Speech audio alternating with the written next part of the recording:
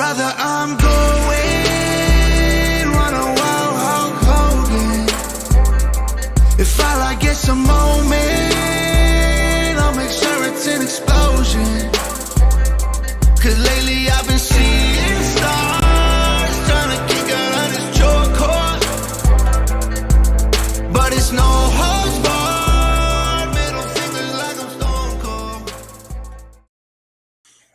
Cold. What is up, everybody? Thank you for tuning in to another episode of the Slap and Meat Wrestling Podcast. As always, I'm WeTooDeep. That's DJWAVYD, and we're here to have another great episode of the podcast. We got some news we're going to talk about. We'll go back into, let's get cooking. We got some good topic here for that. We got some questions from Discord. For the first time in what feels like forever, I'm actually going to talk about SmackDown because I actually watched it. So we'll review SmackDown. We'll review Raw from last night. And just the last minute addition that we decided to do, we're going to see if we can out-predict Forbidden Door from the Junkyard game. So we'll do that before we jump into the questions from the Discord. And then we'll end the show like we've been doing with this, stay silent till. And I think it's my turn to be quiet. Yeah. Yep. So we'll jump in first with, like we always do, QR codes in the bottom. No, we're not going to be attacked by the Wyatt 6 or none of that. That's not going to take you to that. It's going to take you to the WWE shop where you can get your Wyatt 6 merch. You can get your Seth Rollins merch. I think McIntyre has a new shirt. I think Punk actually has a new shirt as well. Yeah, you get your Akira Tozawa merchandise. Yeah. Tozawa. Lyra Valkyria. Right. If you're a fan of NXT, go get your Trick Willie stuff, Tamina while it's still there. But with that use that QR code. If you're listening on Spotify or Apple, the link's in the description. And don't forget to tune in on Thursday to the Beyond the Junkyard podcast. Go watch last week's episode where WavyD got a last minute invite to try to out smart Cody, and James be asking them hard questions on that one. This shit, like, what who knows those? Me and Cody were just guessing. Right. Now there was a couple I definitely should have got. I definitely should have got the Ron Simmons one. I overthought it. Right. Like I thought, I thought the other guys were recognized world champions, like in other promotions. Right. Ron was the first one in the WWF lineage. Right. I should have got that one. I overthought it. No worries. I'm waiting for him to ask me to join for me to just not get any right, because hopefully you get real questions. I got right. He went to the encyclopedia of wrestling from the 1980s. Right. But with that, let's jump into some news here. The first thing is Kayla Braxton, backstage interviewer, has announced that she is leaving after SmackDown this week. What is your initial thoughts? Where do you think she goes? Does she stay in the wrestling business? I mean, you know what I'm saying? Honestly, I didn't really care too much. I was like, on to the next one. While she was here, she was a really good part of the show. She has some memorable moments with Paul Heyman and whatnot.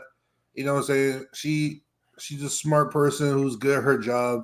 She'll land at her feet somewhere else. I know she's looking to do other stuff, so she'll be fine no matter what she does. Best of luck to her. I mean, you know what I'm saying? We survived with Renee leaving. I'm sure we'll survive with Kayla leaving. Right. We got Kathy Kelly holding it down. Right. We got other girl that you got hide your husbands from. Actually one who had an affair with a baseball player or something like that. Yeah. Jackie Redmond. Yeah, she do good. She do good at her job too. I knew they were going to keep her because she does NHL on TNT. Mm-hmm. So she does hockey stuff. But yeah, when she worked for the Toronto Blue Jays, the rumor was that she was sleeping with the players. Hey, it'd be like that sometimes, you know what I'm saying? But, her and Kathy Kelly, they'll hold it down. They got the other girl, the third one, the blonde one. Yeah. She'll hold it down. Yeah. You know what I'm saying? I mean, it's not the craziest part of the show, right? Yeah, at the point where she was sort of at anyway, she wasn't really doing much backstage. She was more so hosting the pre-shows at this point. Mm-hmm. I kind of had a feeling she was going away. And for me, like my initial thought was, oh, this sucks. But then I thought about it. Well, NXT did the same thing where we lost Mackenzie Mitchell, where she got released, and they put in some new girl, and they're still doing the same thing. You know, it's a backstage interviewer. We've gone through a million of them. We'll go through a million more. Right. So, I mean, at this point, let me get Byron Saxton back there. Like, yes, we're my boy Byron. We need more of him on weekly TV. Right. I wish Byron was on commentary last night, bro. I was gonna say, yeah, right. It would have been cool when Miz ran away, if instead of having Cole do it by himself, put Saxton on the desk or something. I'm in the minority of wrestling fans. I like Byron Saxton. I don't know why people hate on him so much. People be hating on him. Right, but the bigger Vince is here, that's why. Right, the bigger news of the last week is Triple H announced with the move to Netflix, your red brand, which you're the VP of whatever position you said you are, public relations. Right. So you've been working deals here with Netflix we're moving uncensored. Yes. And not exactly certain what that means. I'm assuming a little bit edgier content, a little bit less like restrictions on what can and can't be said. Yeah. So to fill you in on the meetings that we had. So, you know, as a VP public relations, you know, I've done this for roughly 2.5 to 3 years at my college of you know, my radio station. So it was only right that, you know, I transitioned into the wrestling business. And so going along with this from my insider observations is that pretty much the content isn't going to change extremely overnight.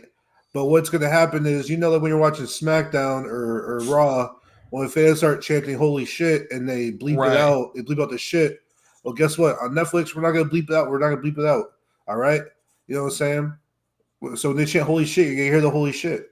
If a wrestler says shit, guess what? It's not going to bleep out. You know what I'm saying? So it's going to start off with that. And we're going to go into maybe a little more risque content, as you see with the Dom and Liv kind of experimenting a little bit. But, you know, it's gonna stay grounded in, like, your kids can still watch it. Just, you know, have a conversation with them afterwards. All right. We got the inside scoop here from our VP of public relations. But thinking about, do you like this move? Or, you know, I mean, as a fan, like this is so I'll say it this way. We've been asking for it. The wrestling fans have been asking for this. I'm just waiting for them to start doing what wrestling fans do and start shitting on it. Yeah. I'm ready for it. I'm a grown man. I'm 27, you know what I'm saying? I'm not trying to watch the PG product, you know what I'm saying? You know, right. WWE does its best to what they can, you know, they push their limit and they, you know, they tell good stories. But I'm ready to hear maybe an F-bomb dropped every once in a while. You know, right. Real like everyday language, real emotion. Right. And I mean, we'll talk about this a little bit more when we talk about Raw, but what's going on with Dom and Liv and now Finn's sort of in the middle of it? Like, we would not have gotten what we got on Raw yesterday 3 years ago. And so I'm even surprised we got it yesterday. Like, just the fact that they're testing the waters. And if that's what's on USA, I can only imagine what Netflix is going to allow. Yeah, Lito's calling Liv, saying Liv was going for Dom's sloppy seconds. Right. And then some other things that go along with it is, I guess, if you want to pay for no ads on Netflix, it's like $22 a month. You're not going to get commercial breaks, is from what I understand. Which will be interesting. I want to know how that sort of works. I'm not upping my Netflix package, so I'm keeping what I have. I guess what I'll watch advertisements of upcoming Netflix specials. Yeah, I don't watch Netflix enough to pay $22 a month for it. I mean, I'll probably only use it for Raw, so I'll just stick with the $6.99. I mean, my current Netflix plan that my sister pays for, but the current one we have, there's currently no ads when I watch other stuff. So I don't know how many ads we getting while watching Raw, but time will tell. Right. All right, so we'll transition into Let's Get Cooking here, and this one was to create a top 5 power ranking for WWE at the moment. So based on what we're seeing on the program the last few months, like who's your top 5? I'll let you go first. Are you going to go from 1 to 5 or 5 to 1? It might be easier to do 1 to 5. Might be easier. Okay. So who's your number 1?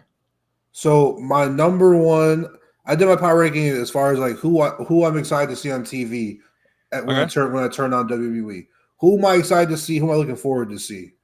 So number 1 as a whole, as a group, is the Judgment Day.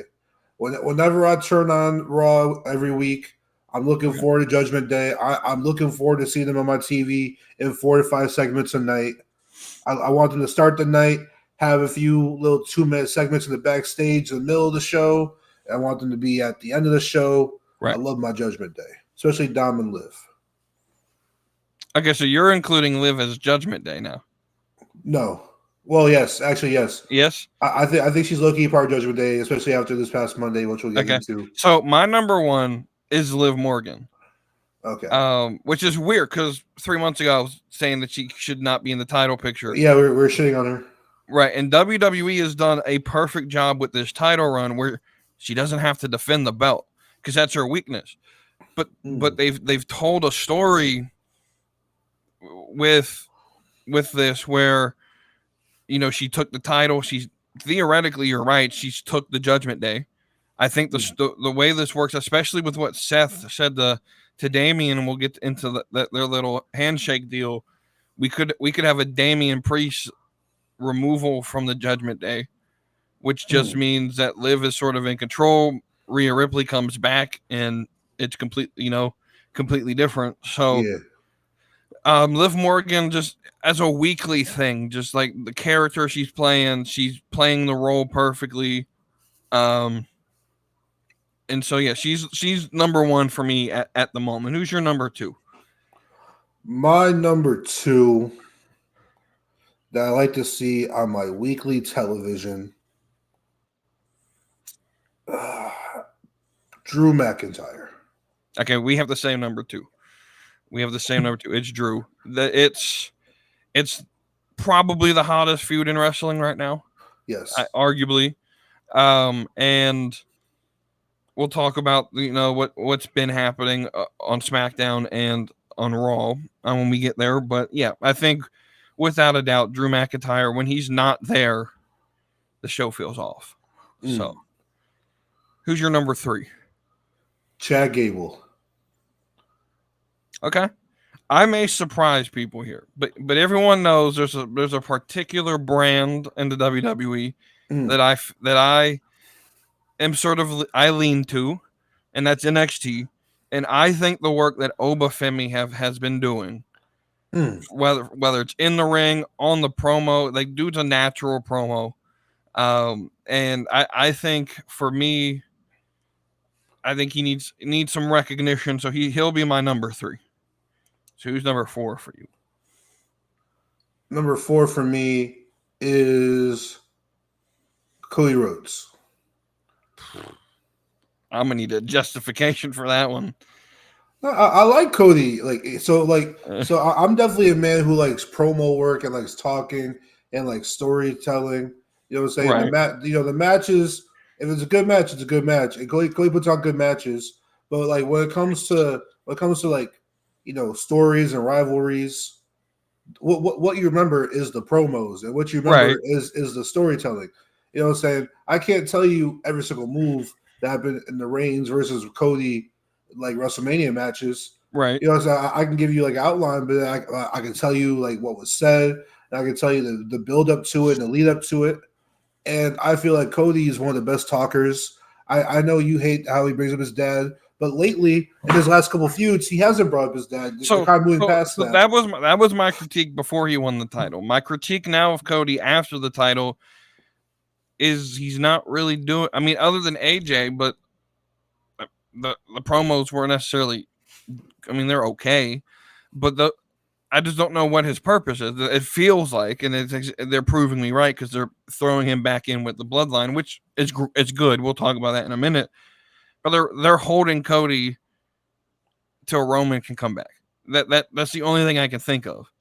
And so I feel with that there's a lack of character depth where we don't really know what Cody is there for, outside of trying to stop the bloodline. I will say I do like Cody better when he's in more feuds and blood feuds. Right. The championship stuff is cool, but I like it when it can lean a little more 50-50 because right now I don't see Cody losing that title to certain people. So I definitely like when Cody's in those more blood feuds or blood rivalries. All righty. My number 4. So you put the Judgment Day together. I separated them. Number 4 to me is Damien Priest. Dude, just every time he's on the TV, he carries himself like he's supposed to be world champion. And dude's just he's probably the face of Monday Night Raw right now. Where McIntyre and Punk can have their sort of blood feud and not really have to represent the brand. Damien Priest is here representing the brand, and he's up here. We'll talk about Seth and then Gunther and all of that happened yesterday. But Damien Priest is probably doing the best work of his career right now. And then who's your number 5? Number 5, it's a toss up. There's a few names in there, like some honorable mentions. Could be Braun Breaker is an honorable mention. Ricochet was an honorable mention. Logan Paul, honorable mention, but he's not there enough. It might be a little bit of a long shot, a little bit out there, but I still pop when I see Randy Orton. You know what I'm saying?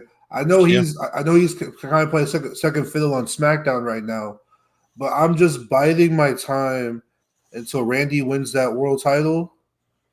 Because I got a storyline cooking in my head that I've laid out on this show before, and that we need Randy versus Cena at WrestleMania for an end of an era championship record breaking match. Okay, and how you get there? You get Randy Orton to get a title on him. All right, he loses it. All he needs is one more, so he needs to win the title 2 more times to be tied. Right, because right now it's 15-13. Cena's at 16. No, sorry. 16-14. It's 16-14. Yeah. And so we need Randy to win, lose it, win it. I don't care how you do it. And the title gets vacated. Right. All right. Say the title gets vacated shortly before Royal Rumble, right? Right. Or maybe at Royal Rumble. Maybe say the guy gets hurt, wins it, gets hurt. And then like Randy or Cena win the Rumble. And they're, going to be put into the match or whatever. And I want to see the 2 of them. That's what I'm saying. Right. But yeah, Randy Orton. I still pop for Randy Orton. Right. So I'm gonna take a little cop out here. You listed a bunch of people and as honorable mentions. I'm just gonna put as my number 5 the entire IC title picture. Ludwig Kaiser, Sheamus, Sami Zayn, Braun Breaker, Chad Gable just got out of it. So that entire picture, I've been saying for the longest, you have to have a strong mid card to build your show, right? Because there's only so much that Damien Priest can do. Yeah. In a feud, because he's only fighting one dude, and there should really only be 3 or 4 guys, which is what there is for that main title. You got Priest, you got Gunther, you got Seth. You could technically put McIntyre in there, but he's doing a blood feud right now. So you basically got 3 guys tied down for the main title. So you need a strong mid card. In this IC title picture, I mean, it was good when Miz had it and when Dolph had it, but I think this is the best it's been since I've been watching wrestling. With just how many people that on a week-to-week basis I can believe can be that champion. So yeah, there's our top 5s. If you're watching on YouTube, leave it in the comments. If you're in the Discord, let us know what you guys think. What are your top 5 power rankings I forgot about Gunther. He's been playing like second fiddle since. Yeah, Gunther's been sort of like in the shadows. Yeah. Which like I completely, when I was writing down what happened for Raw, Jey Uso wasn't even there yesterday. Like completely slipped my mind. We didn't get Jey Uso, and he's got to be one you got to consider putting on this list. But with that, let's do something we don't really do, and that's review SmackDown. So I'll be honest, the only reason I turned on the channel was for CM Punk. Oh yeah. And the way they booked this, and so WWE was really, really smart with how they booked this show. So you start with Punk like you always do in Chicago. He comes out there, he gives this typical rah-rah speech about that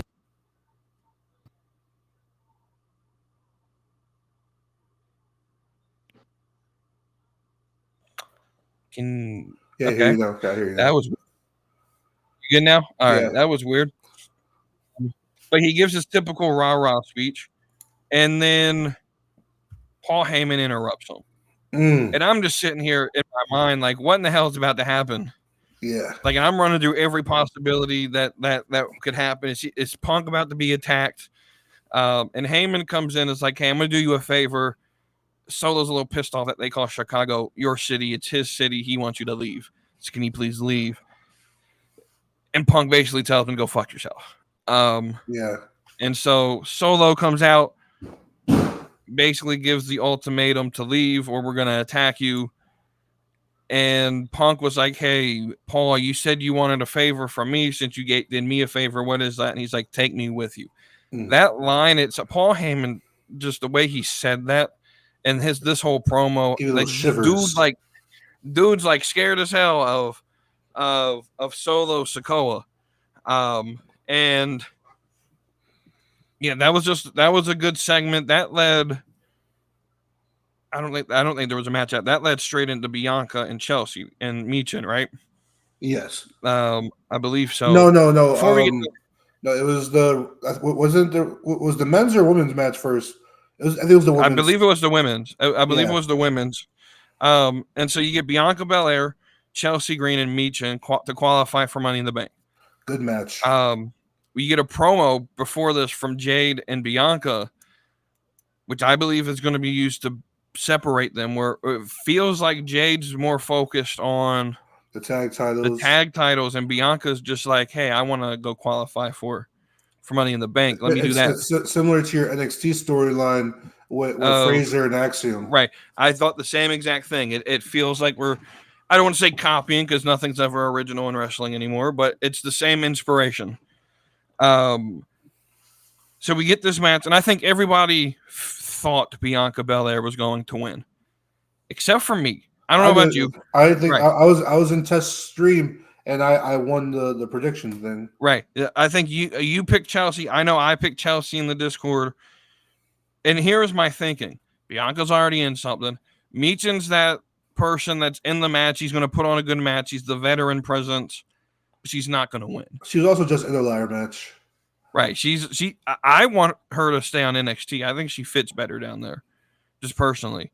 But you get Chelsea Green steals the victory.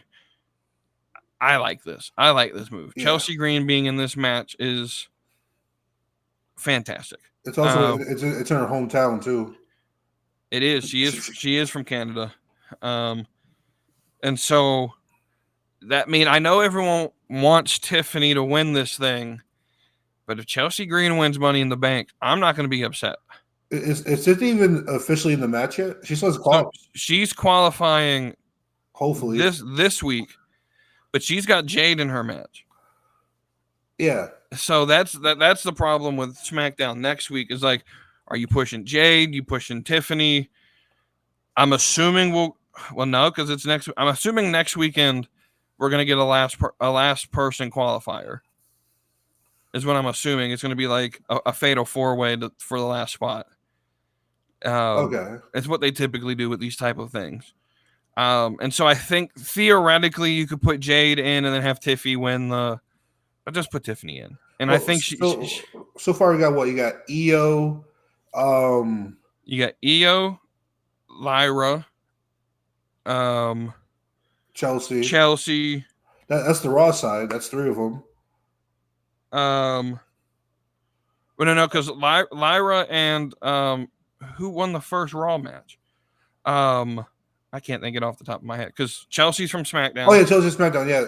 Io, Lyra, and Lyra, and then next Monday it's Dakota, and then 2 other girls. I can't remember who it is. I thought Dakota already lost her match. I thought that's why. Nah, because remember Io was like, damage control is gonna start seeing some changes around here. Because I don't think that tag match, or was it? I think that was a tag match. Okay, that was a tag match. So yeah, it's Dakota and 2 other girls. Which I think Dakota's gonna lose.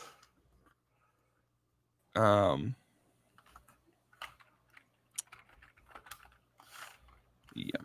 Okay, so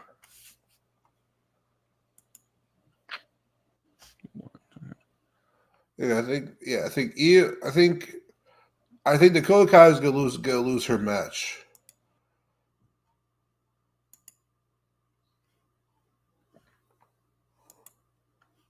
WeTooDeep will be right back.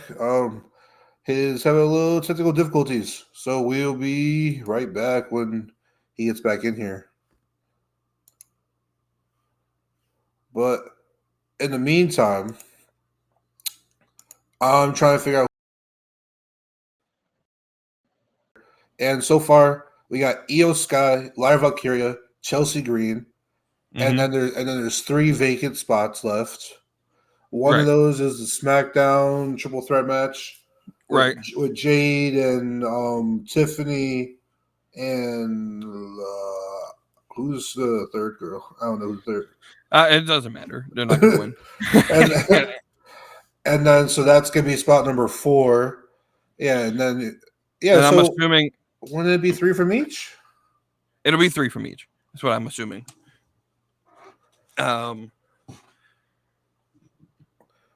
Yeah. Who's in the Dakota one? I think that's because I don't think Dakota's winning it.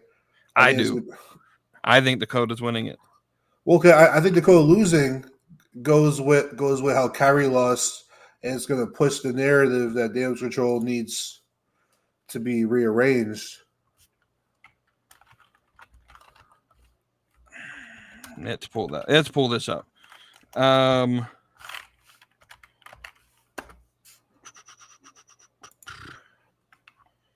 Okay, so we got Ray versus Dom. Okay, so the Money in the Bank qualifier is Zoe Stark versus Dakota Kai versus Ivy Nile. That might be Zoe. Now that I'm thinking about it, I do think Zoe would be better for the match. Yeah. So you would have Io, Lyra, and Zoe from Raw. Right. And you probably have Jade, Chelsea, Tiffany, and then one more SmackDown spot. Does SmackDown have enough wrestlers to fill that? I don't know who. I mean, unless it's like Nia Jax or Naomi, but I don't know. Have they been in qualifiers yet? Well, Nia has the championship match at SummerSlam. True. Naomi hasn't been in a match, I don't think. I don't know who else you could put in. Unless it's like a secret, because they haven't announced who it was going to be the Friday before. So maybe we get a return or something. I don't know. Either way, I think Tiffany's going to win the whole thing. Yeah, I think Tiffany or Chelsea.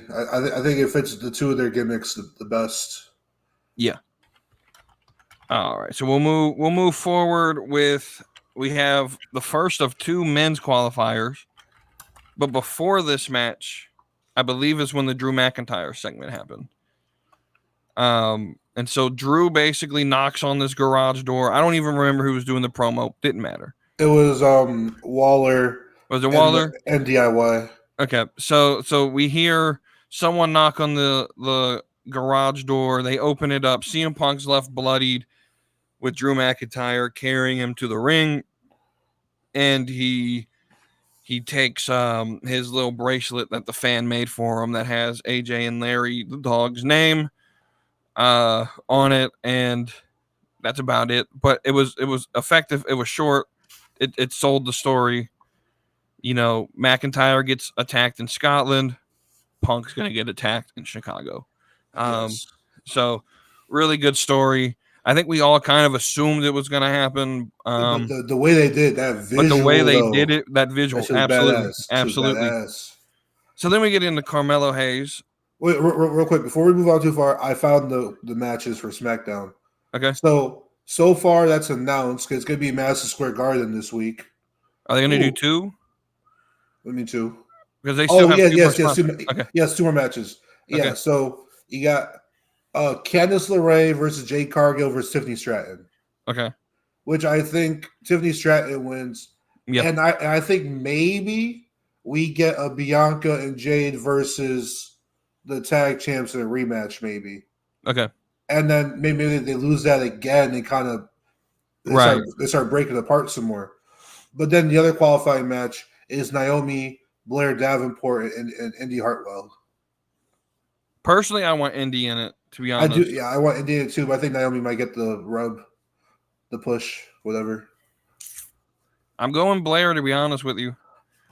I think that they want to push her. I don't know. She hasn't really been doing much on the main roster, so it's probably going to be Naomi. Yeah. But we get it was Tama Tonga, Randy Orton, and Carmelo, right? That was that match, right? Yeah, that was Tama, Randy, and Carmelo. And now it's been announced that basically the Bloodline's entire goal is to keep Orton and Owens out of Money in the Bank. Yep. And because of this interference, Carmelo Hayes gets the win. Predicted this one perfect, just as well. This one was kind of easy to predict. I think a lot of people slept on Melo thinking Orton was going to win. Orton had no business being in Money in the Bank. Yeah. This men's card's looking stacked right now. Yeah. So far, you got Gable, Jey Uso, Andrade, and Carmelo Hayes. Right. So that's not a nice ass fucking lineup for a Money in the Bank match. It's nice. So we get Melo here. You just said we got Andrade who beat Owens and Waller. I mean, at this point, we got a really, really good SmackDown going on. For someone who only wanted to watch for Punk, I'm hooked. We then get this main event, Rhodes versus Solo. Yes. It wasn't much of a main event. Now, was this for the title? No. No. It was just a match. Okay. So are we assuming this is going to be the SummerSlam match? Or is Cody going to stay in a tag team, sort of like what they did with Roman, where like him and Randy and them face the... Because I know that's the match at Money in the Bank, is the three-way. Or the trios match. Is that set already? Well, yeah, they've made that official for pay-per-view. It's Cody and Team RKO versus the Bloodline. Now the problem is are we gonna do Solo or Jacob? That's the question. So we get Jacob Fatu. That's where we really need to. This is the only real thing that really, if we listen, one thing from the SmackDown other than the Punk stuff, is Jacob Fatu's here. This is why I said they're smart. Chicago's a hot crowd. It's a smart crowd. They're going to know who Jacob Fatu is. If they did this in middle of nowhere, Kentucky, we probably don't get the same response. Yeah. But also you announce Punk, and so he's a ratings draw. And so you have more people who, like me, was tuned in to watch Punk, who's going to stay to watch the whole show. And so then you get Jacob Fatu here. I'm just going to tell you, he's got more charisma than Solo. He's already higher on my list than Solo Sikoa. And dude, make him the leader. Like I declared this the year of Solo Sikoa, but you just got outplayed at your own game. Like Jacob Fatu is better in the ring. He's better on the mic. He has more charisma. I like your idea, though. I want you to explain your idea. You think this could turn into like a 3 tribes thing? Yes. Explain that idea.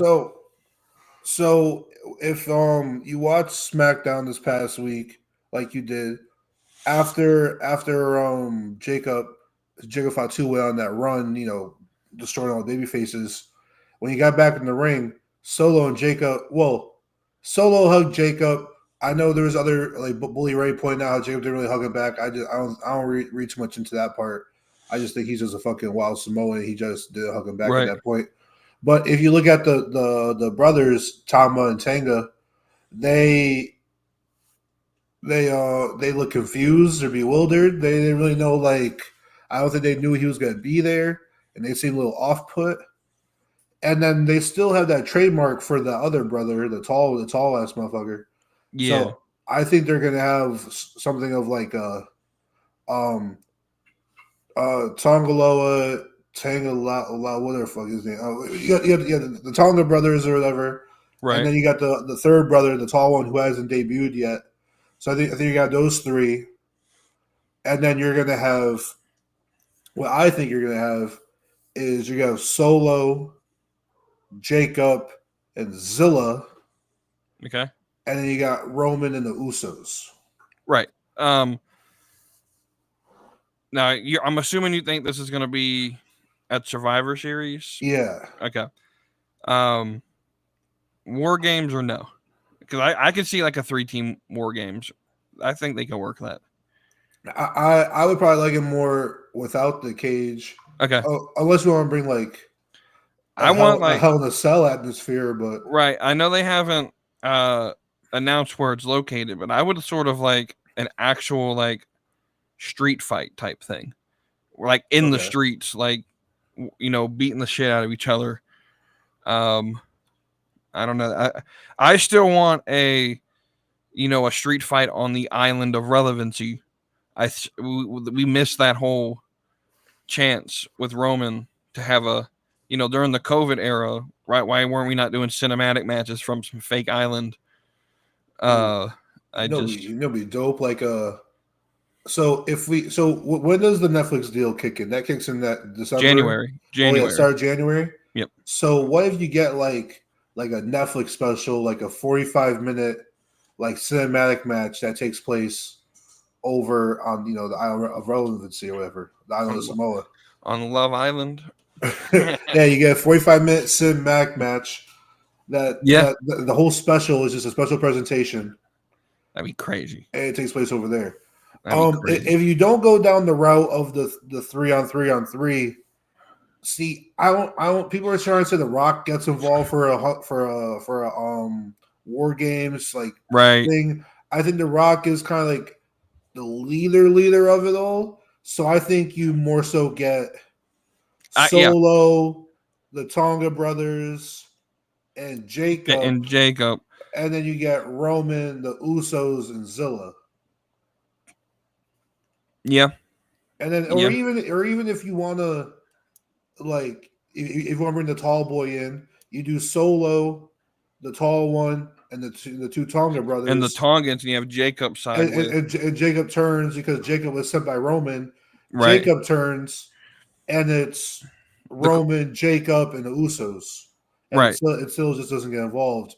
Or if you want to do Team Roman versus Team The Rock, fighting for Roman is Jacob, Zilla, and the Usos, and then fighting for The Rock is Solo and the three Tonga brothers.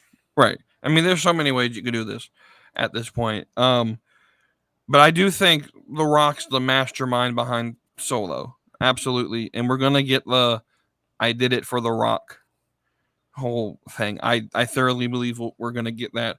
While we're speaking on this, family, rest in peace to, I think it was Sikoa. Roman's dad is Sikoa, right? Yes. Rest in peace. He unfortunately passed today. So I know Long Friday. life. Oh yeah, he did. He was like 90 years old. So he lived a long, full life. And so that 10 bell salute's going to be, I mean, I'm not going to say super emotional because I didn't know him. I didn't watch him. But, we want to recognize it here on the show. So overall, what's your thoughts on SmackDown? Just to sort of end this. So SmackDown was a really good show, start to finish. The matches in the middle were really good. The storylines progress. Cody was interesting. He like you're showing more of a aggressive side of Cody, him bringing the bats out in Chicago. You know what I'm saying? Showing more not heel side, but you know what I'm saying? You could be like, a little thugga, a little Right. rough around the edges and still be babyface. Sometimes good guys have to use bad methods to win. Yes. So what I've liked about WWE's booking here recently is that we've had these matches like Braun and Ludwig, who are that happened on Raw that we'll talk about in a minute. They're technically both heels, but Braun's motivation is just to beat everyone's ass, and Ludwig has a different motivation, and so there's a difference in what type of heel they are, and the nuance between it is able to be read. But I mean, I've always been in favor of we can expand the roster and how we use people. If we could, face versus face isn't a bad thing. And so yeah, I Cody showed a little bit of that edginess that I've been wanting from him on this episode, and so yeah, I'm happy with how they used him there. And before we move to SmackDown, before we move to Raw, to round out SmackDown going into this week's SmackDown over in Madison Square Garden, to add to the men's Money in the Bank ladder match, the qualifying match will be LA Knight versus Logan Paul versus Santos Escobar. So my prediction for this is simple: LA Knight and Logan take each other out. Yeah, and then Santos gets into the match. Is that two members from no? Because Andrade's not LWO anymore, is he? Well, he was never LWO, I don't think. I think Andrade is a lone wolf right now. Because they're trying to recruit him. Right, because Dom tried to get him in Judgment Day, and then he kicked someone in the nuts. Yeah. And so then Legado del Fantasma is trying to recruit him while he's on SmackDown. But we're talking about Santos. Well, no. Santos is Legado del Fantasma. Right. And they tried to recruit Andrade. Right. To the other guy did, Del Toro or Cruz, one of those two, tried to recruit him, and he's just kind of like, nah, I'm good, bro. Right. Okay. So, yeah, I think Santos gets in, if not for anything to continue that storyline. I don't think people realize this. We're going to get a good match out of it, but a lot of times the way they book this is there's 6 people, one sort of like a wild card that probably not going to win, but is just there to do certain spots, and then they set up some storylines in this match. Are we doing Knight and Paul at Money in the Bank or Knight and Paul at SummerSlam? I'd save it for SummerSlam because I can see Logan Paul winning the match, and maybe LA Knight costs him the match, like costs him the briefcase. Okay, I could see that as well. Or maybe the other way around as well. Either way. Yeah. Yeah, that's going to be a fun match this week. Madison Square Garden's about to get a show. Like they always do. Madison Square Garden always gets some of the best booking. Yes. But yeah, that's going to be a fun show. So let's go to Raw last night. So we start with Cole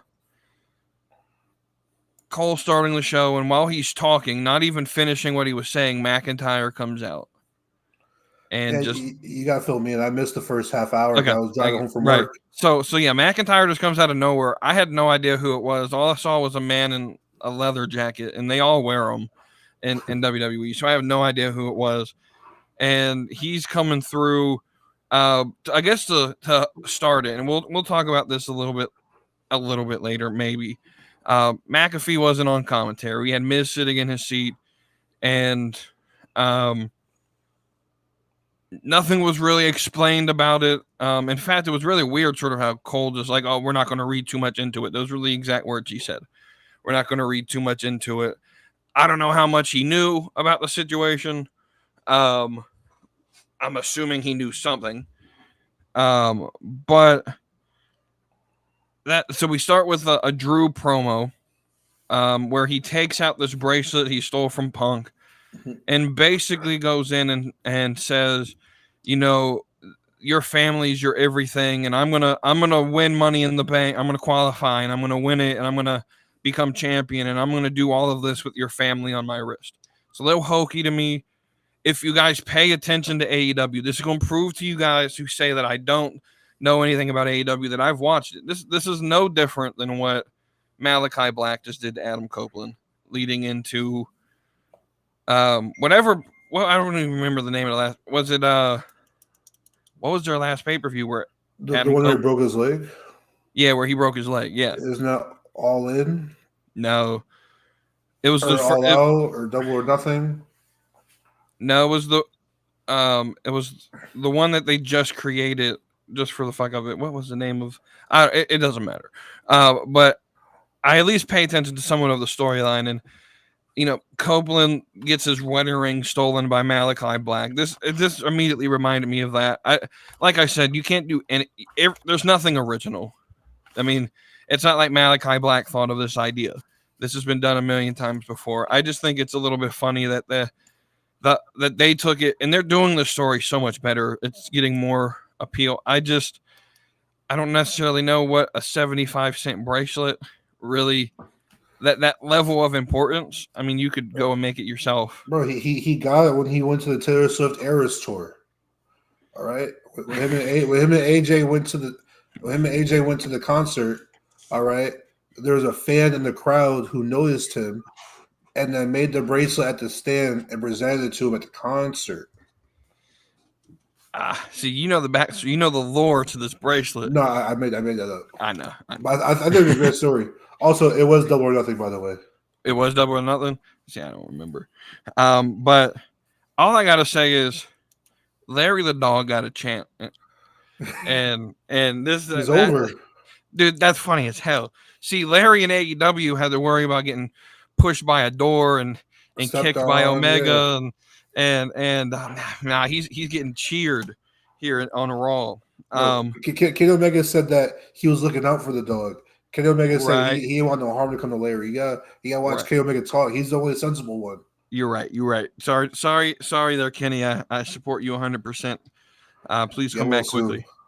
So then we get to the first. I don't think this is in order because the first match I believe was Caden Carter, Katana Chance versus the Witches. Or did it start? It doesn't matter. We'll start. No, with that. No. It was Lyra. It was Lyra. No, it was the triple threat. I mean the Braun Breaker and Kaiser thing, and then Sheamus interfered. Also, because that happened before I even got home. That match happened. Okay. So it was Bron and whoever Bleacher Report. Y'all got this all fucked up. Because I'm pretty sure I got home to see the Witches do their entrance. Because I was like, whose fucking music is this? Right. I went to use the bathroom. Okay, so we'll start with Braun and Kaiser. It was a banger. That's right, because I told you that Braun and Kaiser had a banger. They got interrupted by Sheamus. It was a banger. Sheamus interrupts. The whole story is, Braun's destroying people, putting on good matches, and they keep getting interrupted.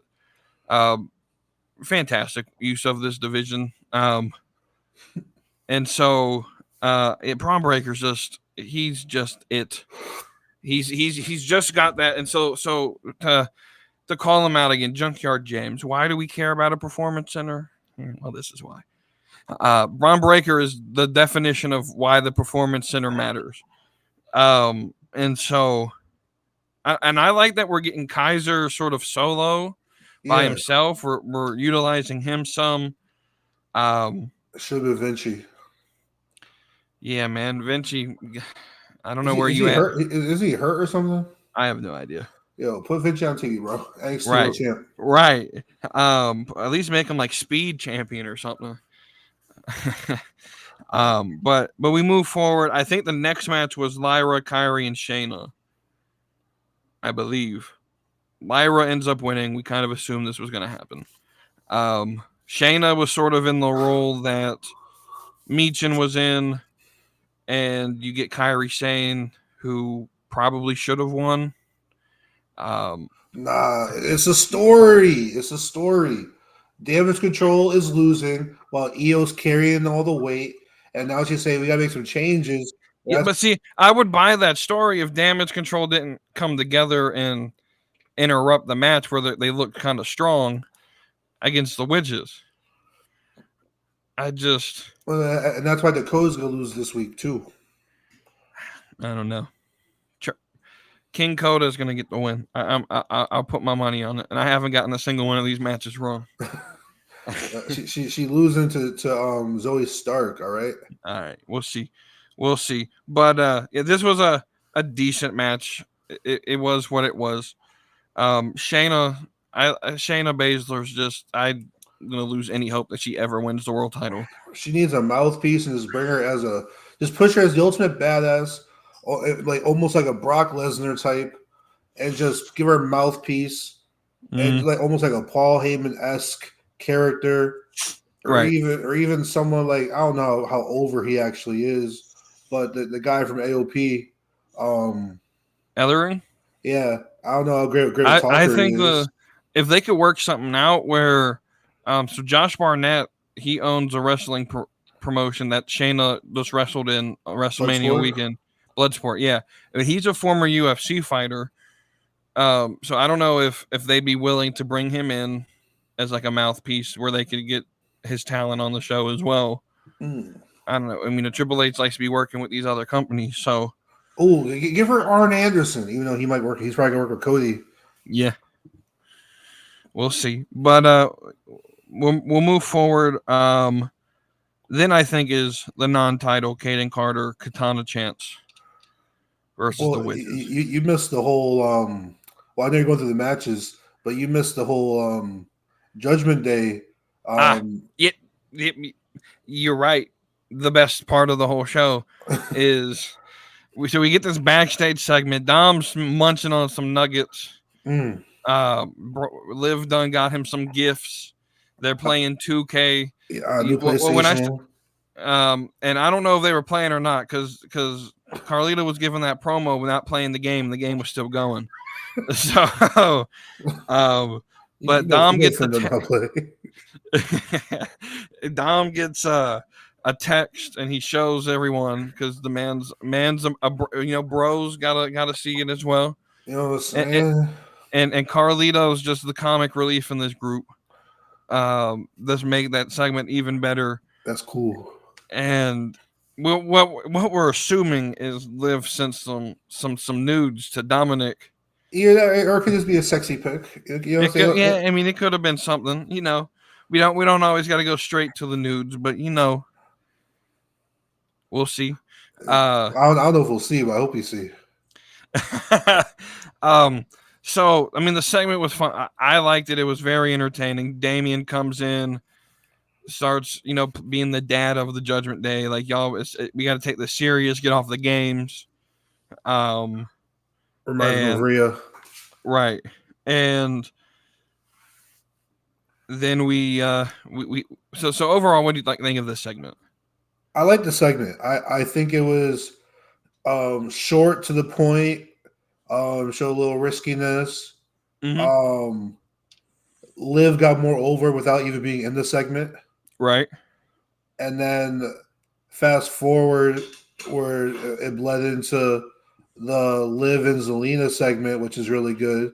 Right. I know Zelina's kind of just in there, but at least Zelina knows how to talk, and she can give like a little bit, the sass back, and right. She got some pops or some stuff she said.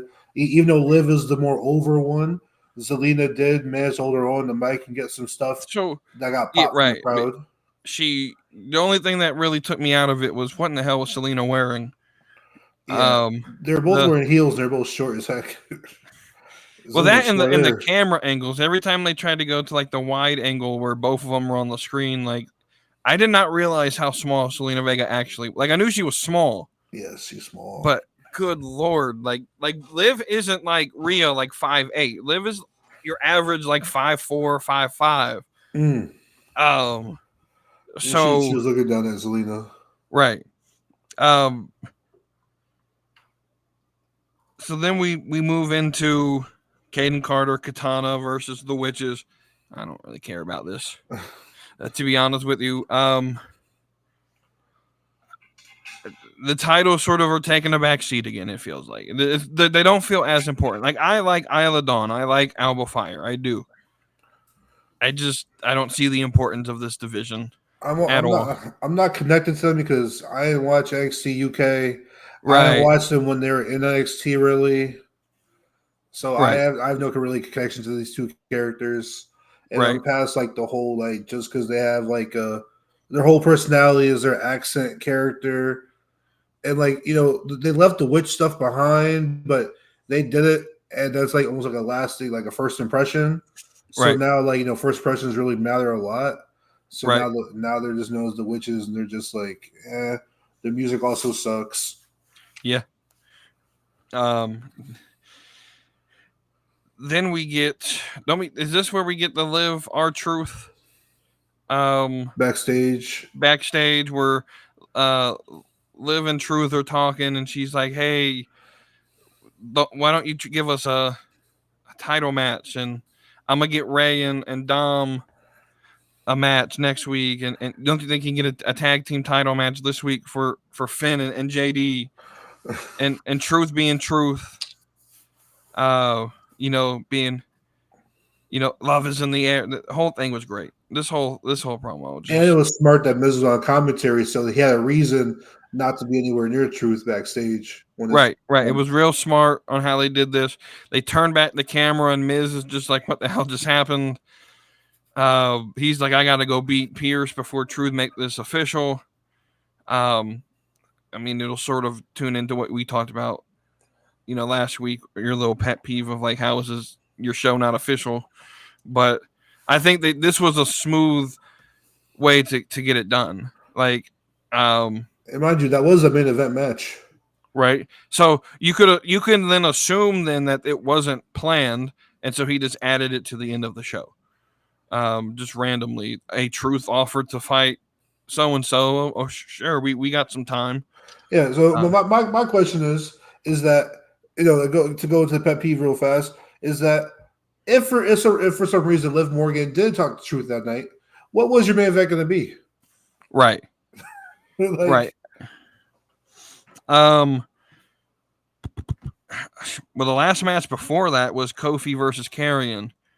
So, I like the story more than the in-ring action. Right.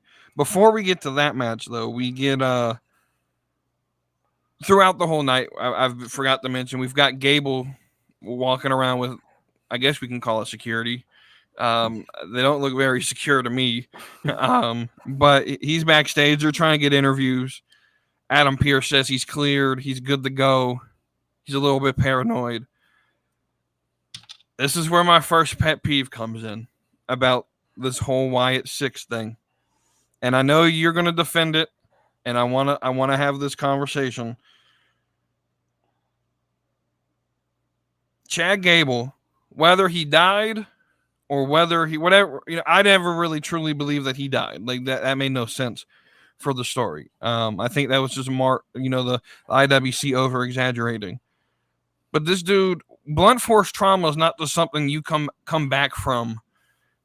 And I told you, he had to be in some sort of head wrap that showed like severe damage was done. And he comes on and he has a little Band-Aid over a little cut. And this dude beats Braun Strowman and Bronson Reed, two of the biggest guys on the roster, like nothing happened. I'm sorry. Just the way my brain works with how this should have happened, he should not have made it to the match. I would have booked the Wyatt 6 interaction so much differently.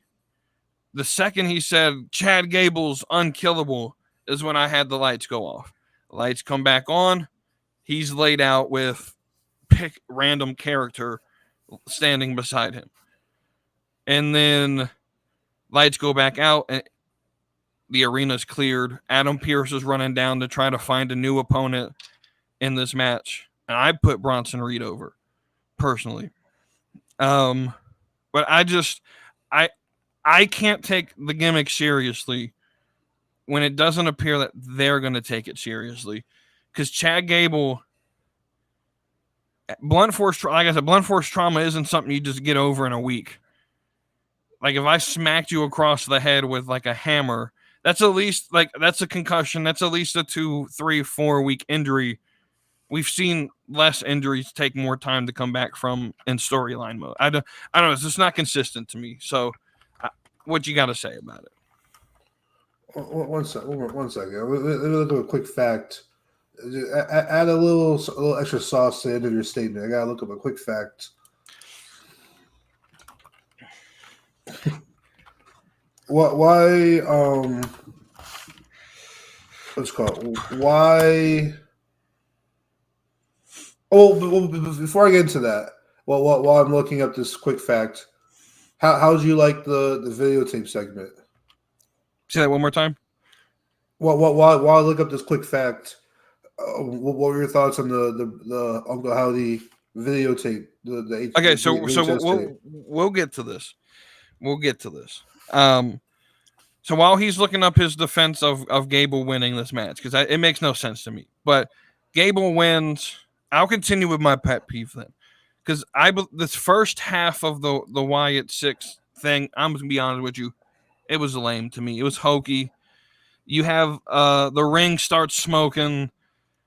Nikki Cross crawls out from under the ring, and where it really bugs me, no description, no explanation for why Gable. She sort of just looks at him. He falls over, rolls out of the ring. And then she looks over at Michael Cole, gets out of the ring, hands him a box addressed to McAfee, which ends up being a videotape. And then she walks away. I get some people like this type of interaction, and I just this didn't do it for me. This individual segment just didn't do it for me. It was weird. It didn't really fit the debut all that well. We then get the actual videotape. Now I have questions while you're looking this up. I have questions about this. So the Wyatt 6 for the last 3 months have been hacking the show. They're able to send videos and hack shows and send up QR codes and hack McAfee's podcast, and they're able to do all of this technological things. But when it comes to introducing themselves, they put it on a videotape. I have questions. I don't necessarily think we needed it on a VHS. Again, it's sort of a little bit hokey to me, but the VHS itself, the promo, this is where I got to be careful because people are gonna assume things. The segment itself, by itself, 10 out of 10. The promo, all of it, the emotion behind it. Like, with that being said, though, nothing was really said that made any sense of why what happened last week happened. Now, had they done these videos instead of the QR codes, where instead of 2-3 months of QR codes that I had to go and search the internet to look up and get the same information, I'm not kidding. The question, how do you feel with the loss of your brother or whatever Uncle Howdy asked? That's from a QR code. Most of what was said yesterday was from the QR codes. Instead of doing those, if you would have just aired these videos on TV, then I think there's an explanation going into what happened then at your debut. But to do it in reverse, the segment itself was well produced. I'm not saying it's bad. Bo Dallas can have, if this is his therapy for him, good for him. I'm not sold yet. And it's going to take a while to sell me on this gimmick. I have questions. Why the fuck did you obliterate backstage for? I need to know that answer. And what they continue, and they're doing this continually, time after time, just like they've done historically with Bray's gimmicks, is you answer one question, but you give me 6 others. And so until you tell me why you attacked backstage and went after Gable, that's all I'm focused on. And so until I get that answer, I don't care. Like, you're going to tell me 14 other things, But I'm going to be hyperfixated on, okay, but none of this explains why you attacked backstage and went after Gable. And until that's mentioned on TV, I'm lost. And so I think it's the producer's job to tell me what's happening. All right. Let me break it down for you, Let me break it down for you, all right? So just to rewind back to the last question about Chad Gable supposedly getting, blunt force trauma to the head, and then he's back next week wrestling a match. All right. Let me, what I'm saying? The IWC and all the wrestling fans were overreacting to the initial injury. All right, all they saw was a little blood in the corner of his head. Whereas people were saying he got shot. People were saying yeah. I'm like, homie got hit upside the head with like a lead pipe or something, or that hammer, whatever. All right, he got hit upside the head real fast. It's not like he got offed on TV. All right, now. You're saying blood force trauma to the head. He should have a head gauze on, and he should be coming out. Saying he had one Band-Aid. To be fair, he had 5 Band-Aids. All right. Saying he had those ones that you pull it apart, you put it on, and it boom, like holds the stitch together or holds the cut together. Saying he had like 5 of those. Now, enough of the jokes though. But to get down to why it's not out of the realm of possibility that he can wrestle a match next week. Let's look at this. Let's take a trip down memory lane, okay? We're about 25 years removed from the Mankind versus Undertaker Hell in a Cell match. All right, Mankind dislocated shoulder, broken ribs, broken teeth, busted lip, blood force trauma, all this stuff, right? Carried out on a stretcher. Was about to get carried out on a second stretcher, but he got off of it, right? What did Mick Foley do? Mankind do? Not only did he come out on Monday Night Raw the very next night, he came out that same very night to interfere in the main event match. All right? So if Mankind can go through all this legitimate beating, or even if you want to storyline it wise, Mankind went through even a worse beating than Chad Gable got. Right. And he showed up later that night to interfere in the main event and show up the next night on Monday Night Raw. So my defense to that is the eras are different. WWE in the 90s, that was like 98. They weren't running realism on TV.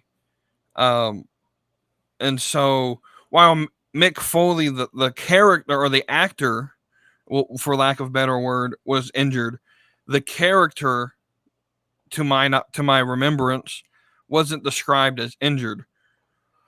Chad Gable, the character, is what was destroyed. Now, let's just say it was blunt force trauma. First off, blunt force trauma to the head can kill you. So it's not out of the possibility that he could have been offed by a smack to the face. If you hit someone hard enough, you can kill them. But I'm looking this up. A medical journal states that blunt force trauma takes 6 weeks to recover from. My whole argument last week was the whole show is based on realism until we get to Uncle Howdy. Where so let's say blunt force trauma, whatever, it's just it's a cut, you know what I'm saying? Right. It was a cut, he got knocked unconscious or whatever. Let's look at another Mick Foley example. The Rock hit this man, The Rock hit him 13, 14 times in the head, unprotected with a chair shot. You know what I'm saying? Right. Again, it's the eras were different, and the way it was described was different. Was Mick Foley wasn't offed on the show, and I know Gable wasn't dead, but my whole thing is the portrayal of everything was we massacred the locker room. We came in, we destroyed somebody.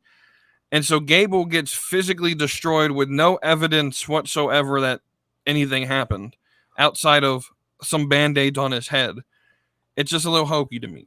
I'm saying I feel like we see worse storyline injuries or worse presentations of injuries on wrestling all the time. We get like John Moxley cutting himself open on a weekly basis in like death matches, and he's on the next episode of Dynamite no problem, and nobody really bats an eye. Man got a concussion this past week and then delivered like a 17-minute promo after the match. And like, you know what I'm saying? And then we got like countless matches of like John Cena versus JBL, the I Quit match. Both of them got bloody crimson faces, and they show up on SmackDown the next week. I mean, you know what I'm saying? I feel like, you know, there's so many other storyline or perceived injuries or perceived beatings that people have gotten, and you know they're on TV next week and nobody really bats an eye. But now we're kind of overhyping this Chad Gable one because it was done by the Wyatt Six and it was a little spooky. I just think for me, blunt force trauma to the head isn't just a typical injury you overcome. And so whether or not he died, the possibility is that he could have, or that he should have been. I don't know. Him winning the match makes no sense to me. It just doesn't. The match itself is not like he was ultimately like dominating the match. He was kind of getting manhandled, and then Judgment Day took out Braun Strowman, and Chad Gable just took advantage of the opportunity, right? And hit a moonsault. I mean, and then you know we go into the next segment about the and I feel like after listening to Uncle Howdy / Bo Dallas / Taylor, like whatever his name is, you know what I'm saying, whatever he's gonna go by. I feel like he definitely answered. I feel like he answered a fair amount of questions. They answered why they brought the work back. All right, because they were on the verge of doing it, and then it got taken away from him. All right, and then we just kind of forgot about them. All right, and this was something that he wanted to do his whole life, was work with his brother and be a part of his brother's vision. It got taken away, and now these like all his kind of like dark feelings that he's feeling, and that's Uncle Howdy is a way for for him to let out his emotion. I feel like it's almost like a like a split personality. Well, I feel like that's what we got. And then I think the reason that he's attacking Chad Gable is because all he wanted or all Bo Dallas wanted to do was work with his brother and work with his family and and be there side by side with his brother. Meanwhile, Chad Gable, he turns his back on his brother Otis. He turns his back on his family. And he's taking for granted what Bo Dallas would give his life for. Right. I don't think that was inherently explained in terms of why he attacked Gable. I think we can make that assumption because Maxine said Otis is your brother. That whole promo though, and so two things. First off, none of that was new information. I'm going to sound a little bit like the AEW fanboys here real quick. All of that came from the Peacock documentary. And I understand your argument. This isn't WWE canon, which is a typical answer I would use in the Vince McMahon era. But we're also not in the Vince McMahon era anymore. And Triple H has proven that he's going to allow things that happen off screen to affect his booking. But also, if we want to say what is part of the canon, the QR codes were part of the canon. I would say they've showed up on TV and you scan them and that's part of the show. The QR codes explained everything that he said. If you got into all of them, and that's why, like, if they would have used these in place of the QR codes, I'd be fine with it. I just feel that we didn't really learn anything new outside of we brought this back together because we all felt lost and alone and everyone turned their back on us, because that's what's going to end up happening. With Joe Gacy, they're watching Joe Gacy in NXT, that's exactly what happened to him. It's what happened to Nikki Cross. It's what happened with Redbeard. If we're going to have to sit through 5 weeks of this same type of booking, y'all going to count me out on this one. I don't. Triple H and his long-term storytelling, saying we're currently in the Bloodline saga for 4 years. I think, let this play out as a side story on Raw while we got our main course, we got main matches hitting. Right. Say, right. So I'm not saying take it off of TV at all. I'm just saying it's the genre of it's not really for me. I'm not into the psychological thrillers. They don't really, it doesn't, as we used to say with Maximum Male Models, it doesn't titillate the juices. But I don't, from a storyline perspective, I don't really think they advanced anything. I think I left with a lot more. Again, I left with the major question of, did this, because a rational person, even one that's split personality, a rational person doesn't go and kill a bunch of security and attack and destroy the entire backstage area at your job. All right, so if you think about it this way, so it wasn't the entire backstage, it was just Gorilla, right? We'll say it was Gorilla. And who's in Gorilla?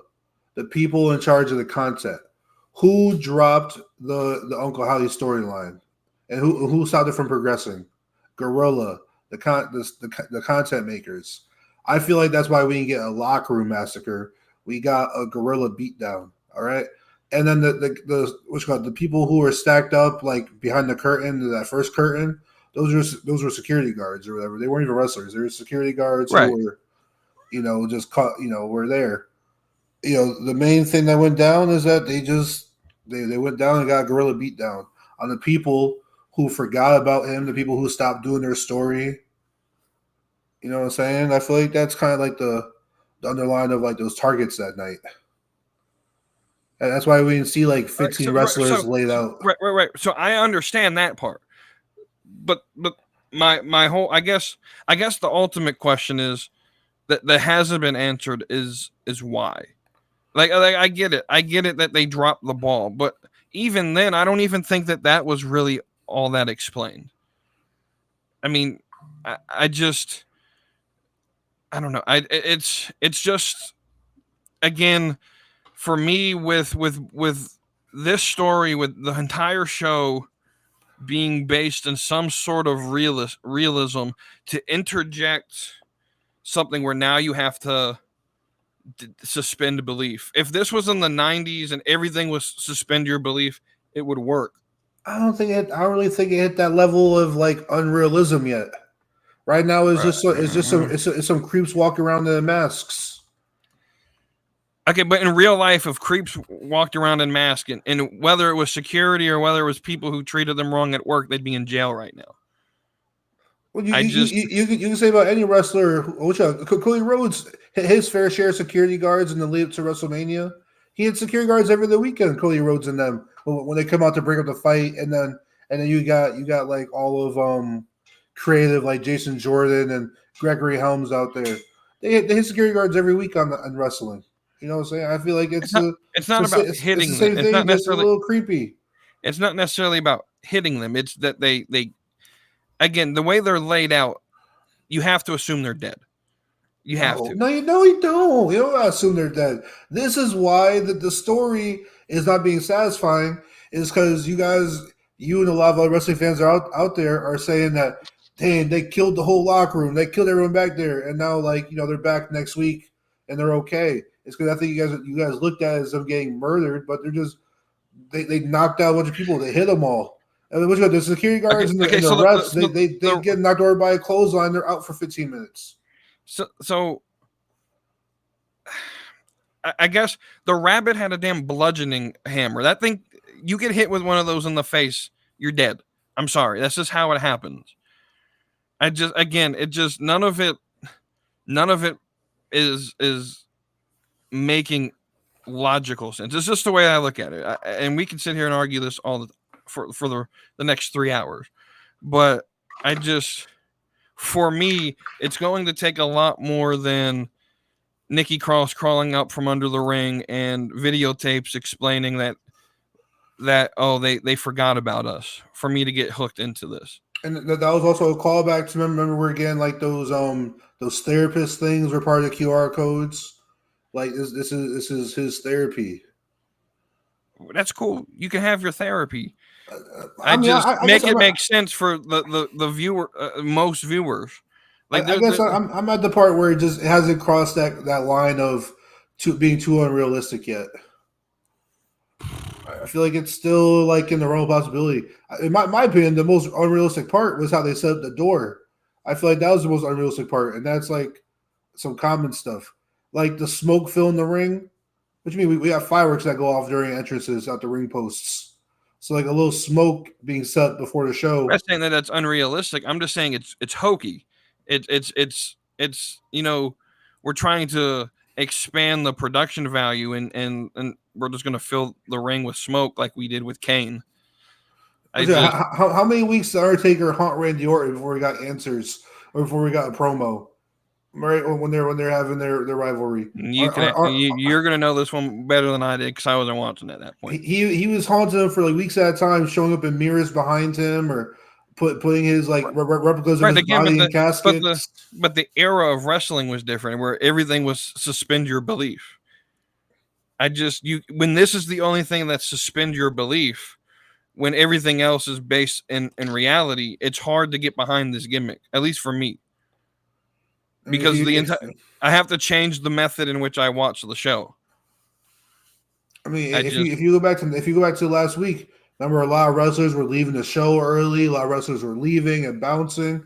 That's why there's no wrestlers around. They strategically planned that out to where that's why Otis and them left the arena. That's why Drew left the arena. That's why Jey Uso entered from the crowd and left through the crowd or whatever. Right. I'm not saying that WWE is not trying to make this thing work. I'm just saying what they've presented to us so far. I guess my biggest issue is everyone's coming out and the IWC and certain people in the casual, spectrum who watch every now and then, they're making this thing sound like I'm hearing things like this is the greatest debut ever, or this is this is top tier best production we've ever seen. And I'm just not ready to crown it that yet because I know the history of how they've booked this gimmick. And I know everyone's going to say, well, that was under Vince. Well, even though Vince is not there, Bruce Pritchard is a Vince McMahon guy. He thinks the same way as Vince McMahon. He helps lead creative. Triple H doesn't, he's good, but he still has some tendencies of a Vince McMahon. And so I don't have trust in the booking. It's not that I don't like Taylor. It's not that I don't like Gacy or Nikki Cross or any of the other people involved. I think by themselves, they get this thing over. I just don't trust WWE's booking because this is going to be the only time that I probably ever agree with something Ryback has ever said. But your first fault. But Ryback, who has experience in this, brings a good point. Anytime WWE brings together a group of people that aren't main eventers and just put them in a group, it never works. Key example, the Nexus. It was going to work until they had them lose that first feud. It was working. Let's not act like it wasn't working. Vince has made the wrong call on who won that rivalry. It's not. They weren't over. So you just exactly proved my point. The booking was the problem there. No, and the match booking, not their character work, not them being booked. Right. Everything was great until that last pinfall. Right. Okay. So if we ever get these people in a group, if they don't beat Chad Gable, then this is all for naught. And then at the same time, if Gable loses.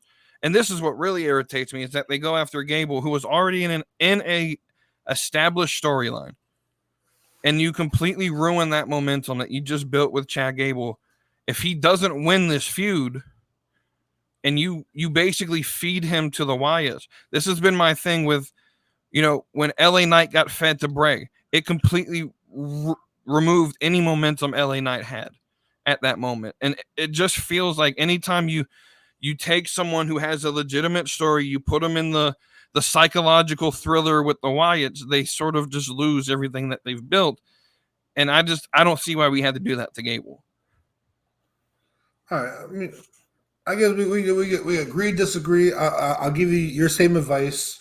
Let the story play out. You know what I'm saying? You was telling everybody, let the Bloodline story play out for 3 years. I'm going to tell you, let this play out for 3 months.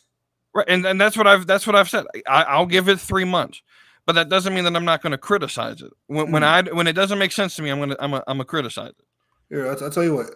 Chad Gable's about to win Money in the Bank, okay?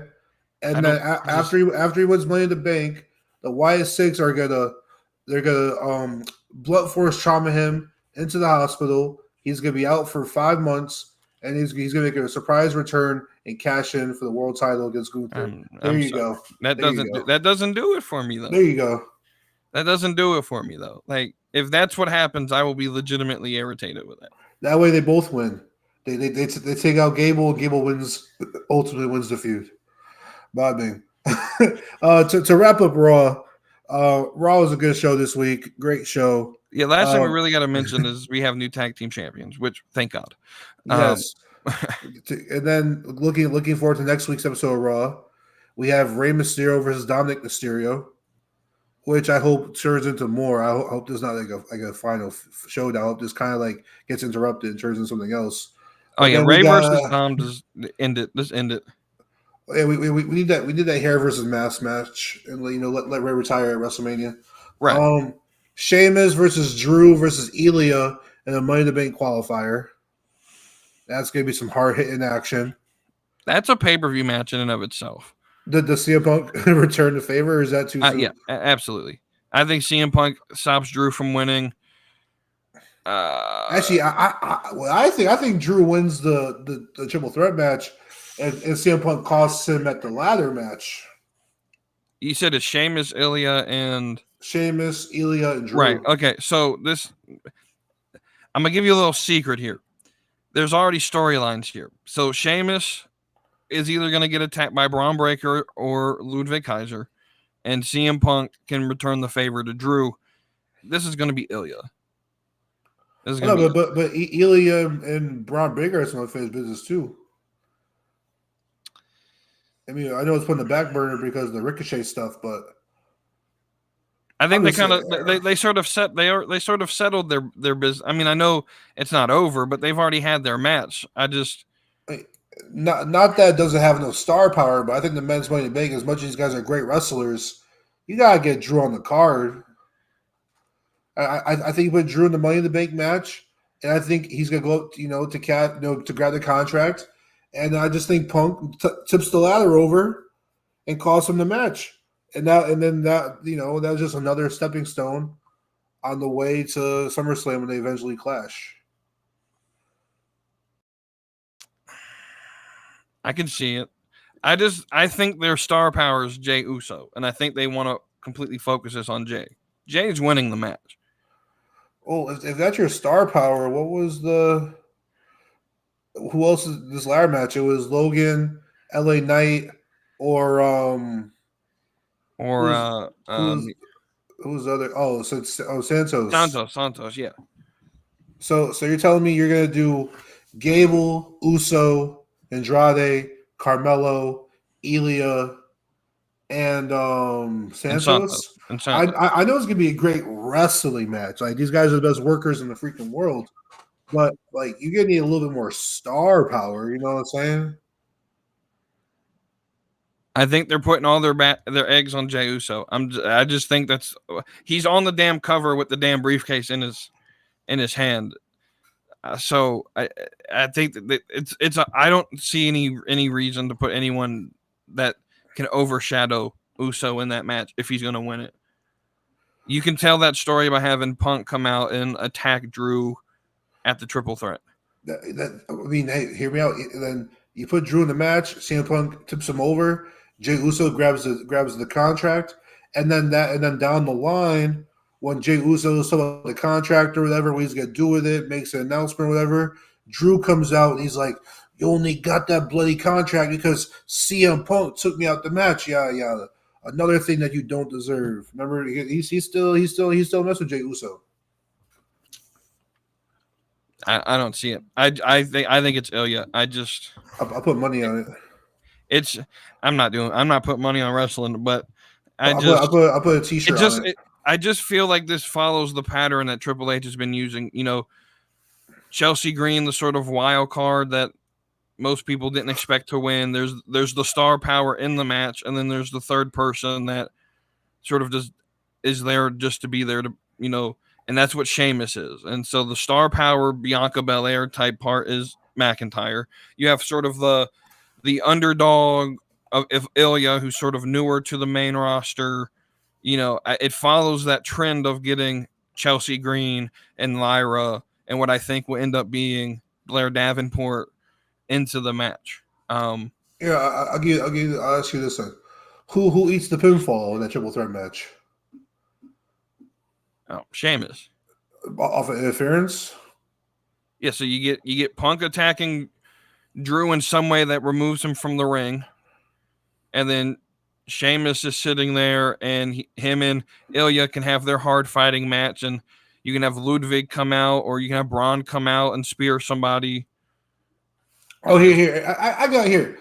I got you right here. I got you by the tail right now.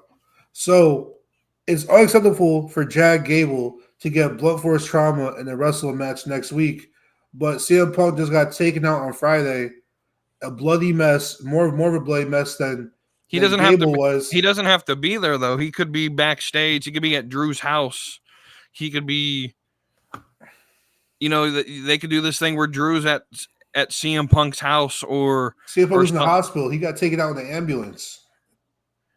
Okay, you can be cleared. You can be discharged from the hospital with doctor's notes to rest. Doesn't mean CM Punk has to listen to it. I'm just saying, if Gable can wrestle in a match, I think CM Punk could come in and interfere after he was an even more bloody mess.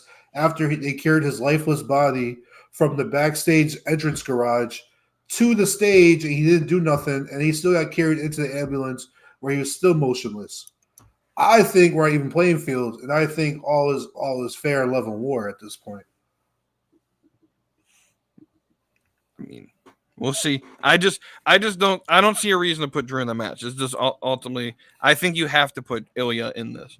I also say it this way because Money in the Bank should be where you put your secondary talent and push them. Drew McIntyre is already at the top of the card. What does winning Money in the Bank or being in the match at all, what does that benefit Drew McIntyre? Because everything you can do with CM Punk to build that story, you can do with him not being in the match.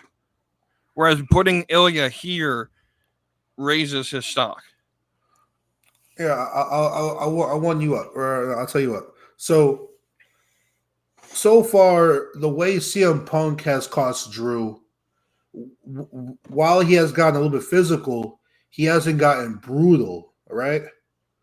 Now, CM Punk causing Drew at the Money in the Bank, who knows? He tips over the ladder and Drew goes through two tables, and then CM Punk wails on with a steel chair or something. And now the brutality level is even. I don't think that's how CM Punk's been trying to attack him. If we go by the story, he's trying to get in the head of Drew because his whole thing is Drew McIntyre is a hothead, so I'm just going to piss him off enough. So if you just show CM Punk on the big screen at Drew's house, or doing something that may potentially, you called out AJ Lee, so I'm going to go attack your wife or do something to your family. And it's the mind games because that's what CM Punk has been doing. But that was all before Drew beat him to a bloody pulp. Not everyone's going. CM Punk has to stay to his game of being psychological. We'll see. We'll see how it plays out. I still think Ilya's winning. So to wrap up Raw, you got Zoe Stark, Dakota Kai, Ivy Nile. Who do you think wins that triple threat match? I'm probably wrong, but I'm picking Dakota. Yeah, I'll pick Zoe Stark. And then I thought this match was going to be Money in the Bank, but apparently it's happening on Raw next week. Liv Morgan versus Zelina Vega. Yeah, thank God it's not the pay-per-view match. I thought it made sense at the pay-per-view. Because I thought maybe Liv beats Zelina, and then as Liv's celebrating, Rhea returns at Money in the Bank, like on the stage or whatever. Or maybe she returns Monday after Money in the Bank. I don't know. We'll see. I just feel like Zelina Vega has no purpose being on a PLE card. That's just personally for me. Some of these, I also think Triple H is showing us that he's not just going to put title matches and save them for PLEs. He wants to make each and every week feel important. And so with that, since we're in the mood to predict, let's predict some Forbidden Door real quick. Me and you ain't got a lot of input into why we think this way. I'm just gonna go down the matches, and we'll see, and we'll pick a winner. Bet. All right, so we'll start. I'm getting this from Wikipedia, so I'm just gonna name it in their order. So Swerve Strickland versus Will Ospreay for the World Championship. I feel like this is actually the hardest match. This is the hardest match. So remind me, what's the pay-per-view schedule? They have this pay-per-view, so and they then have in 2 Forbidden weeks, Door. They Forbidden Door, and then let's see, we're July. The end of August is All In, and then the week after that is All Out. Okay, so there's a little bit of build-up time between now and next pay-per-view. Yeah, the next one's Wembley. Okay, and then they got the other one that's in Chicago. In Chicago, the week after. Okay, right. Crap. So is Will Ospreay still kind of a part of the Don Callis family? I haven't been paying attention to tell you that. I don't know. So I think Swerve wins here. Ospreay wins maybe like a rematch in Wembley. Yeah. And then you get Ospreay versus MJF at Chicago. Yeah. I actually like that booking. That makes a lot of sense. So I think Don Callis costs Will Ospreay the match. And then he's fully out of it. And then Don Callis gets a little more heat on him. Yada. Swerve is more than just a traditional champion. He gets, a little bit longer run. And he gets, almost a credible win. So I'll take Swerve in this match. Yeah, I'm taking Swerve. Unless we get swerved and it's right. Ospreay. I'm taking Swerve. I think they give Will the title in his hometown or home country.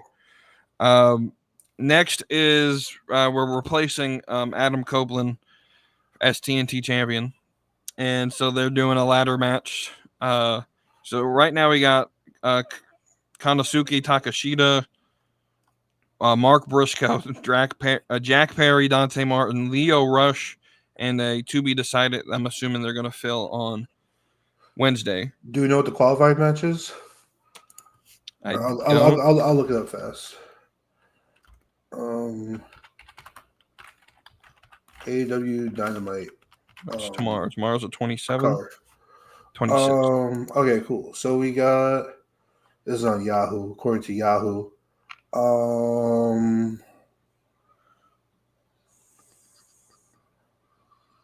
was like, what's your fucking tweets? Oh, okay. Why did it show up like this?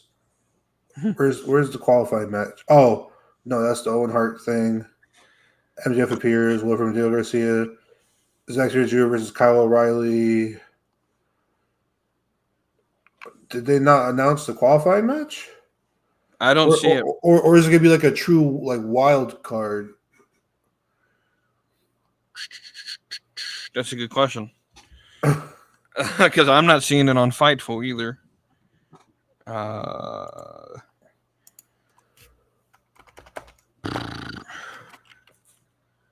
It's a good question.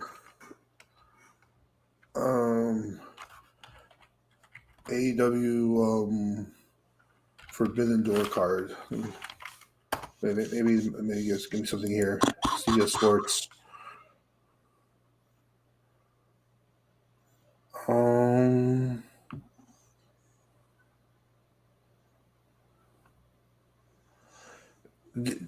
Do you think Chris Rodaleos maybe puts himself in there to?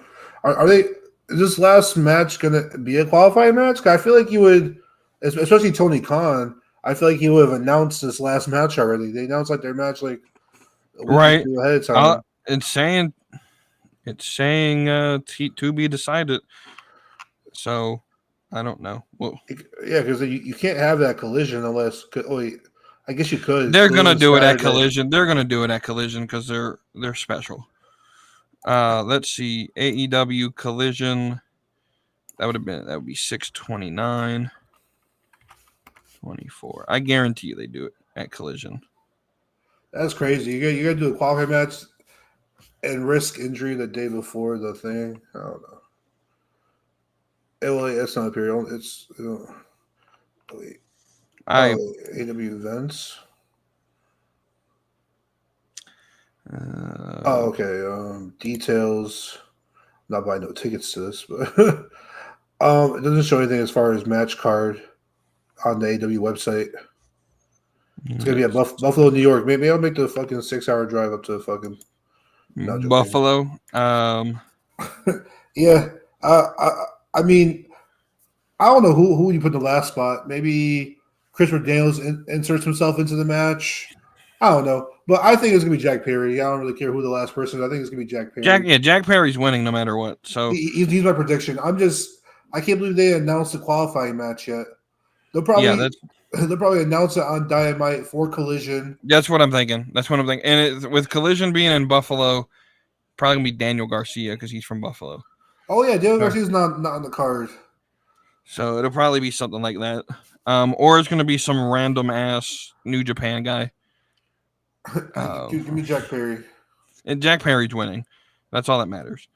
Mercedes Moné defends technically it's a title against Stephanie. I'm assuming his last name is Vakur from New Japan. There is no way in hell that I see Tony Khan letting his title leave and go to New Japan. And so, especially with it being Mercedes and he paid a lot of money for it. And I think that Japan still wants Mercedes to come back. They made this title for Mercedes. So I think this is just a way to give it back to Mercedes. Mercedes is winning. Yeah. The only way I see Mercedes losing is if like Willow Nightingale gets involved, but are they kind of past that story at this point? Yeah. Mercedes Moné. Yeah, because Toni Storm versus Mina Shirakawa for the AEW World Title. For whatever reason, the notes say Mariah May will be at ringside in support of both people. Yeah, I see that too. Yeah. So,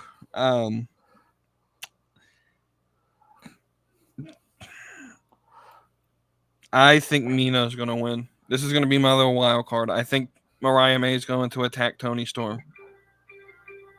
Really? Yeah. I was going down the line of maybe the three of them actually like men fences, and we get the three of them versus that Saraya faction. You get 3-on-3 action. No, I don't think we get that. Well, I mean, I don't really see the other titles changing hands. This would be like the one title that changed hands, really. Actually, no. I think Toni Storm wins this match, and I think down the line, Mariah May beats Toni Storm for the title. Now you're thinking of it. Yeah, they're gonna have Mariah beat Toni Storm in Wembley because Mariah May is from Britain as well. Bro, yeah, Tony Khan, bro. Like, I'll watch her product. I could book this, bro. Come right. on now. Next match: Zack Sabre Jr. versus Orange Cassidy. Zack Sabre Jr. Yeah. As much as I want Orange to win, it's Zack Sabre because he's still signed for another promotion, right? He's still signed for New Japan. Yeah, because you gotta get New Japan to win somewhere on this card. Because they're not being Mercedes, you're not being MJF, so you gotta give him a match somewhere. All right.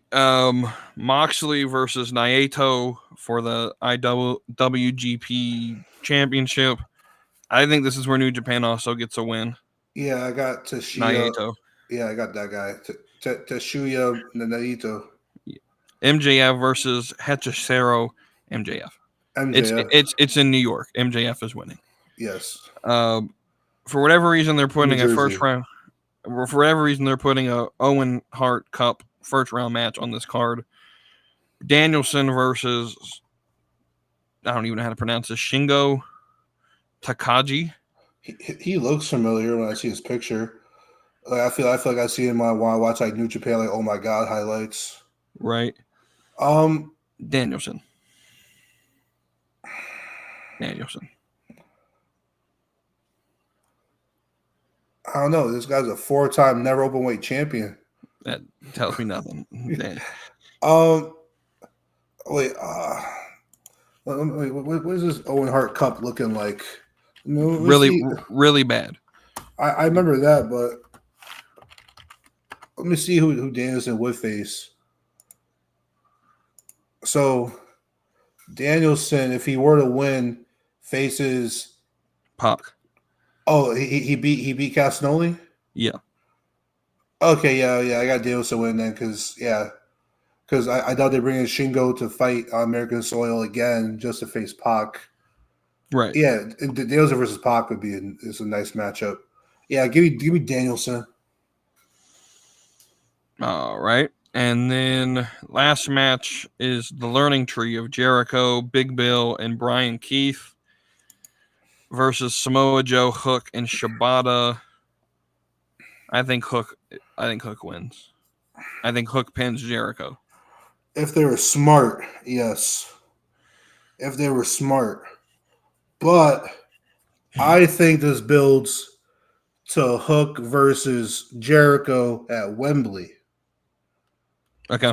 So I think Jericho and the Learning Tree get a meaningless win in a trios match. You know that they could pin Shibata or whatever. Right. And then you bury it with Hook versus Jericho at Wembley, where Hook goes over. Okay. So give me Jericho and the Learning Tree. I would love that just because I would piss the IWC off. But yeah, so that's Forbidden Door. Let's see how good we do. I'm not watching. I don't care. But we'll see. With that, we've gone quite a while. Yeah. So we're going to skip the Discord questions for this week. This week only. We'll I think Kara asked a couple and B Master asked one. We'll hit those next week because next week we're just going to do Money in the Bank. And that's pretty much predictions, and that's about it. But with that, let's end this. Name me a wrestler that I got to find someone else to, let's end this game. See what we got here. All right. I'm going to give you. How familiar are you with Sabu? And I've seen matches. Like, obviously, he was before. I find. How about RVD? Okay, we can go with RVD. All right. RVD. Speak when I say a wrestler better than RVD. Sabu. Devon Dudley. Bubba Ray Dudley. Heidenreich.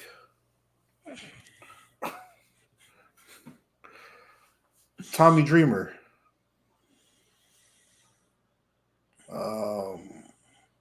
Psychosis. Super Crazy. El Pente Jr.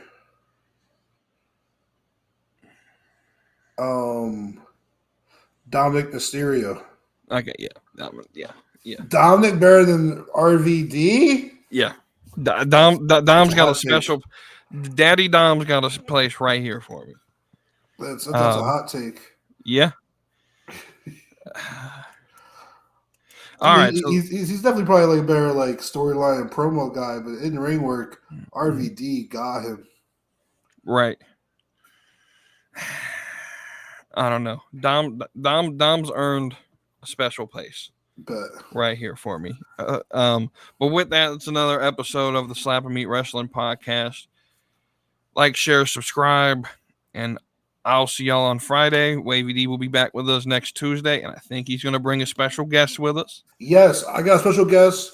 For all y'all wrestling fans who'll be on TikTok and Twitch and whatnot. All right, I'm bringing out the 203's finest. All right, besides myself. Steel Chair Twan. Okay, if you're not familiar with him, look him up on TikTok and Instagram. Man's got a lot of skits. He does like me when I was 10 years old wrestling my teddy bear, and he cashes in the Money in the Bank. Like he does like skits like that. He does reaction to live watch-alongs with Raw and SmackDown. So next week we got Steel Chair Twan in the building. representing Connecticut. All righty. So, yeah, look forward to that next week. Predicting Money in the Bank. She felt like this kind of snuck up on us, but until then, y'all have a great rest of your night. Brother, I'm going run a wild Hulk Hogan. If I like get some moment, I'll make sure it's an explosion. Cause lately I've been seeing stars trying to kick out on his jaw core, but it's no